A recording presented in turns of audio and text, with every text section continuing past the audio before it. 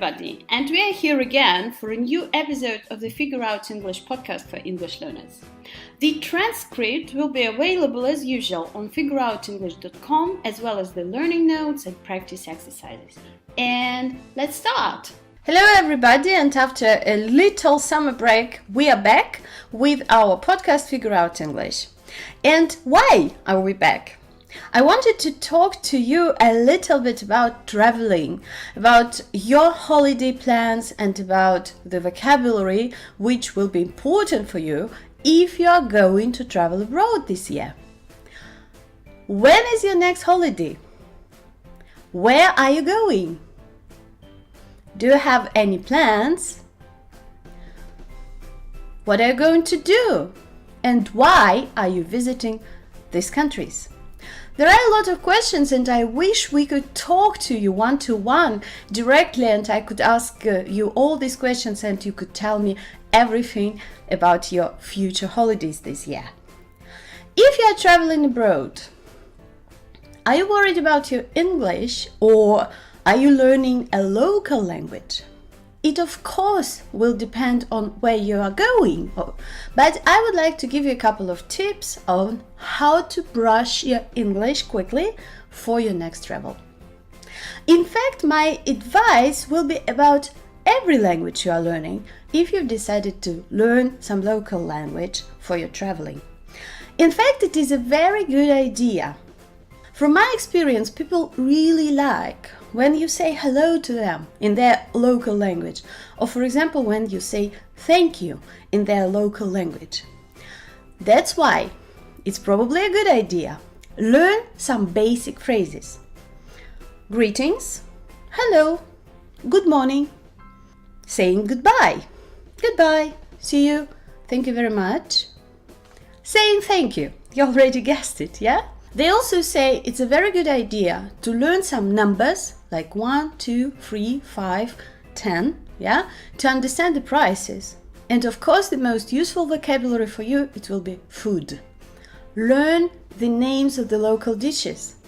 But if you, for example, don't feel that you have time for learning a local language and you are going to use English in your travel, and if you are worried a little bit about the lack of speaking practice, about communication, how you are going to speak and listen, it's a good idea to prepare a little bit.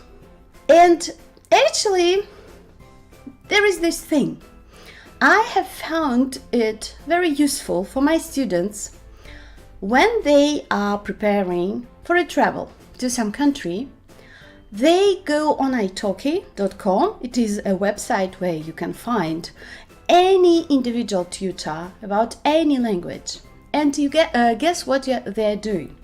They choose an English teacher from the country where they're going. For example, if you're going to the Czech Republic, you can find a Czech person, a woman or a man, who teaches English. And why, you will tell me? Because if you're going to the Czech Republic, there is not so much chance that you will be talking to native speakers. You will be mostly talking to locals, yeah? And if you take a couple of lessons with this Czech English teacher, you will get used to their accent, to their pronunciation. Because believe me, some non-native accents are actually harder to understand than the native speakers one. I really think that it could help you, yes, to gain some confidence in your communication. But what about the countries with English as an official language? For example, if you've decided to go to Great Britain for a holiday. Well, there are two main things which you need to remember about this travel. The first thing, English native speakers, they're really positive about their language. I mean, you don't need to speak perfectly for them to like you and to feel positive about your communication. Believe me, from my experience of speaking different languages and from the experience of different polyglots, I know that in some countries, the native speakers are quite, cautious about your language. They want you to speak either none of it or perfect one.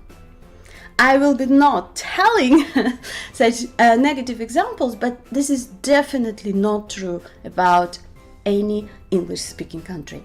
Anyway, it's the international language of communication, and if you just use English in your travels, there is no need to learn it for fluency, to learn it up to a very high level.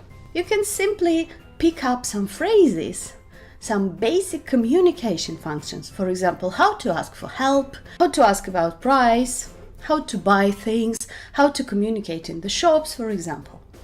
And if you don't know, we have an online course, it's not a very long one, and it's a great survival kit, which helps my students to start speaking very fast and to collect some phrases they will be using in their travel. And the second thing about English, if you're preparing for a trip to an English-speaking country, your main focus in preparation for this trip should be listening. We talk about so-called travel English, and their grammar and writing skills, for example, are not the most important parts of the language. You need to concentrate on speaking, as I said before, but listening will be even more important for you.